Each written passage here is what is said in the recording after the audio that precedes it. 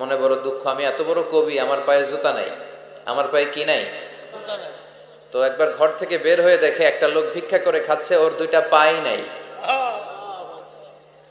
শেখ সাদির কি নাই, ভিক্ষুকের কি নাই।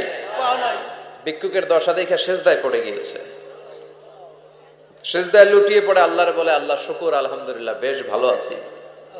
এজন্য উনজুর ইলা মান হুয়া আসফালা মিনকা, তোমার চেয়ে যে খারাপ অবস্থানে আছে তার দিকে তাকাও। ঋণের বোঝা কাঁধে এত বেশি, প্রতিদিন বাড়িওয়ালা এসে তাড়া করে, ভাড়া দিতে পারে না, এরকম লোক আছে না নাই?